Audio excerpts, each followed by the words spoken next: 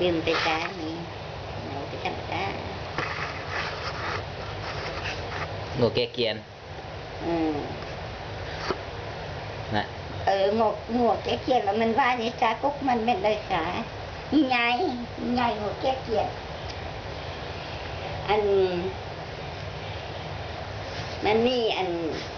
ผู้หนึ่งบุมีพ่อมีแม่ทุกวันนี้เราไปหาครูบาเห็นไหมครูบาเอ้ยอยากได้ลูกได้เมียทุกนาคงปากมองเห็นอย่างไรจะเอาผู้สังได้จะมาคุ้มมากลางสิมันมาหาสุดเป็นจิตตาซ่องตาแล้วเป็นว่าเอาฮะไปถามเบิ้งเพื่ออามาโทซ่าฮับได้เราแล้วค่อยเอาอันนี้ไปถามนอนนักลุกมานำเสนาผ้าเช็ดมือกินข้าวกับสุกินก้นพัวพวกประสันมาครับเฮาต้นท่านผู้ใดรับได้ในทุกสิ่งทุกประการแล้วค่อยเอาถามไปผู้ใดบ่รับได้ผู้ใดก็บ่รับได้วันนี้มีค่อยเฮือนหาเช็ดที่ไปถามเจ้าก็จะหับได้บ่หับได้ค่อยจะเอาเป็นลูกเป็นเมียเฮ็ดอย่างไรกินก็ผัวกินก้อนนอนนะผัวนอนก้อนตื่นหูเศร้ามานำซื้อน้าแพ้ซิดมือเฮ็ดผัวไปทางบันไดมาหักเธอต้นรับได้บ่รับเพื่อนน่ะมหาเศรษฐีนะเนี่ยเอาวันนี้เอามาหับได้หับเอาเม็ดหับได้แล้วก็มาแป้งนำหาเช็ดที่นั่นเอาไปยุ่งนำไปเป็นเมียวันนี้ยุ่งแล้ววันนี้เพิ่นเม็ดเพิ่นแล้วโหจะได้ยินข้าวว่าเพิ่นมาแก้เกี้ยนท่านผู้ใดเอาหัวแก้เกี้ยนในไรข้องยี่ไรเกี้ยนท่านจะเฮ้ยมิดสิละเฮ้ยมิดบ่เอาสิผู้ใดกะหัวนั่นไปแก้ผู้ใดกะหัวไปแก้มันได้ยินข้าวมาแล้วมันเนี่ยไปหาหัวเจ้าวัดมั่งหาผู้เป็นอันเจ้าเมียนั่นเฮ้ยนั่นมันเนี่ยไปเป็นมาบอกเป็นมาเชื่อเรากะให้มึงไปทาบเบิ้งทาบงัวนั่นมึงไปสิไปเมียไปหาเอานะเมียกะห้างเครื่องห้างข้องเชิดถุงเชิดไทยให้สุบัติสุมาพวกเราพวกกันเอาถุงไทยไปเห็ดงัวเจอไปท่ามเจ้าก็จะไปบ่ไปแก้เกียนมันค่อยเพื่อกับว่าฮับตายบ่หนีบ่หน้าตัวใดกับว่าฮับไปแก้เกียนนัก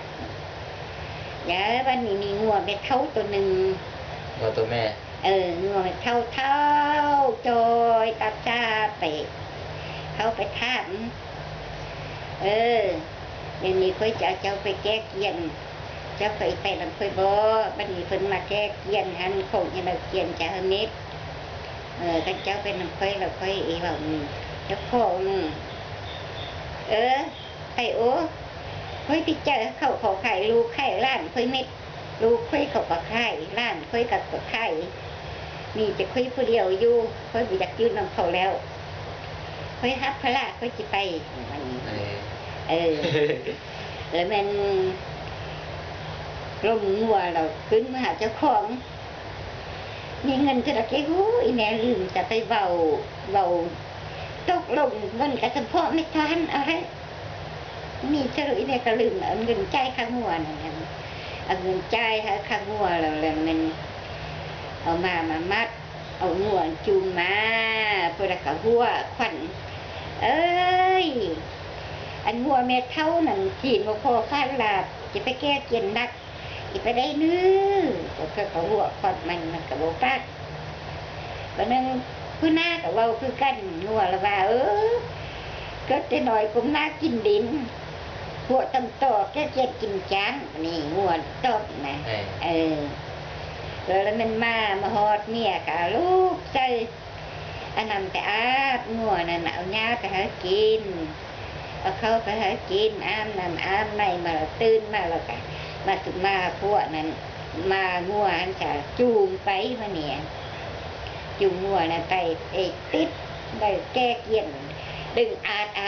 หนังริวนะคัดตุ๊บวันหนึ่งไปมาใช้ตึ้ง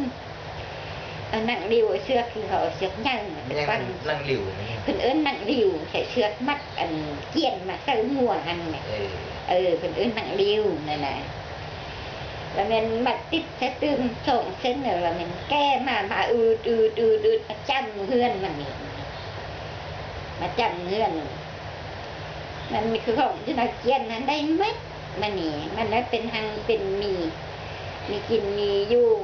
เพิ่นมาว่าเอ้ยเท่าสี่ซอยตะกี้หนูนุ่งชิ้นเหียนหนูข้าจำมุมเดี๋ยวนี้มันเจ้าเงินเจ้าคำนี่เป็นว่าดีแหละมีฐานหัวแก้เขียนเนี่ยจบแล้วจบมันซ่อนไหนเนี่ยมันยังแดมันซ่อนมันซ่อนนั่นนะคะคำลุกยำแยงลูกพัวละวัดขัดสีหัวหัน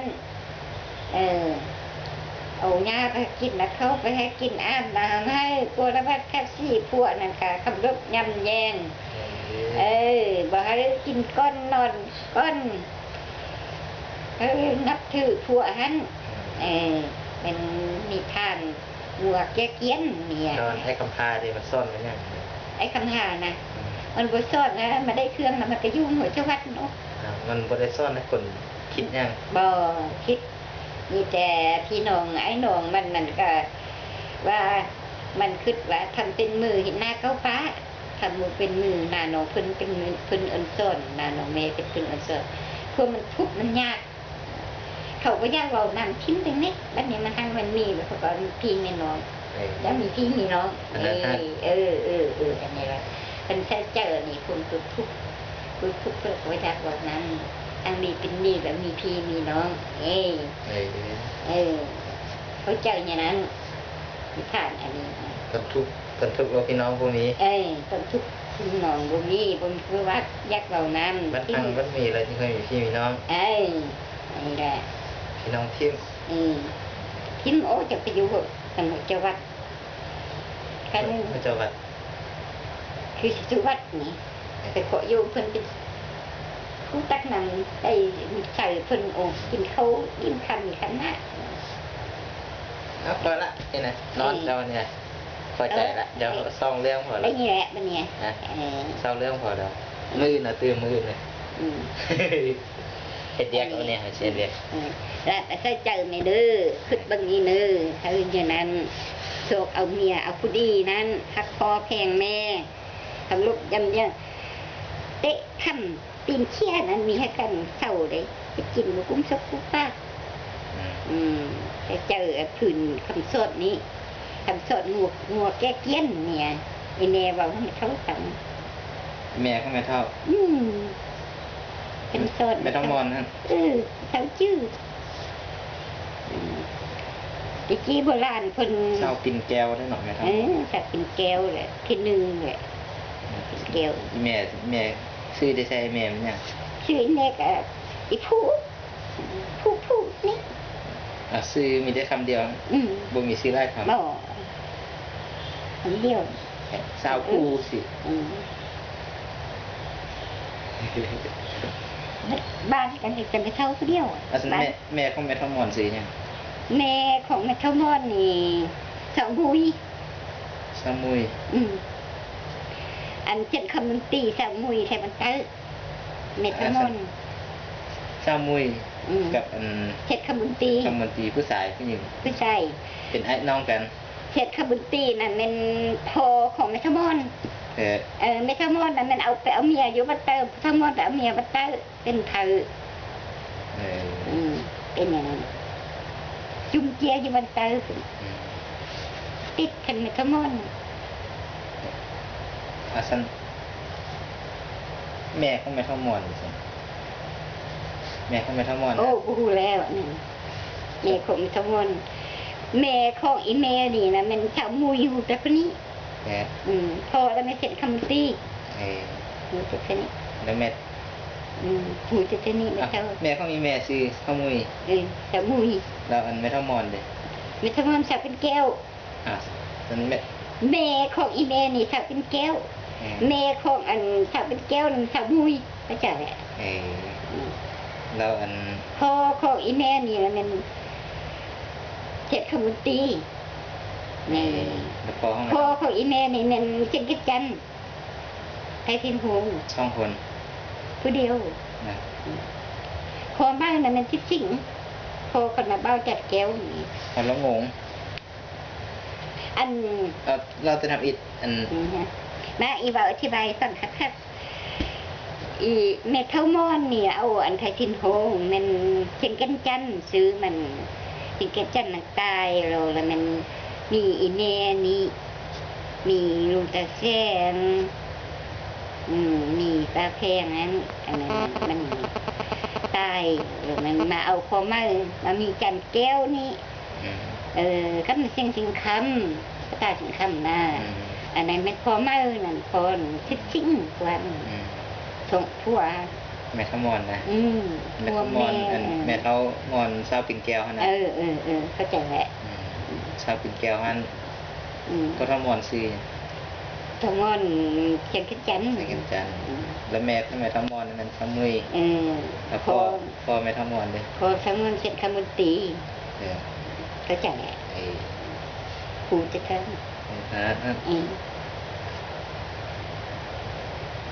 อาสันอันลุงเงินนาดิดนาเทียงอยู่สิ เขาในกะเดียวกันโอ้ เป็น อันพอแม่เขานาริกอาเทียมนี่เป็นพี่เอ้ยแม่นี่พอเดียวแม่เดียว เอื้อยนี่แม่ เอ้ยจะเป็นแก้วอ่ะชาวทงดี ชาทองดีเป็น เป็นเอ้ยกุก ไอ้พวกเงินแม่ทมอน แล้วก็มาแม่นเช็คคำพอเขาผู้เช็คนี่แล้วก็แม่นเท่ามอนจะเป็นแก้ว ไอ้ เข้าใจแหละหนองลาพันแม่เขาฝึกเต้นนี่ไอ้ผู้ อาสัน เชื่อง แม่ทมอนนั้นมีไอ้น้องจะคน 5 คน แม่ทมอนเนี่ยน้อง5 คนใช่แต่ เนี่ยชาวทงดีเช็คคำจะเป็นแก้วแล้วมีปิ้นคำตายชาวกับสาว5 คน สาวกับสาว คำสาวคำสาว อาสันผู้ชายเป็นคนเดียวอะ ผู้สาวคนเดียว ชื่อยังผู้ชายเดี เช็ ย คว ค ใช่ไหมครับ พอกับพระสิพิษ แต่ อืม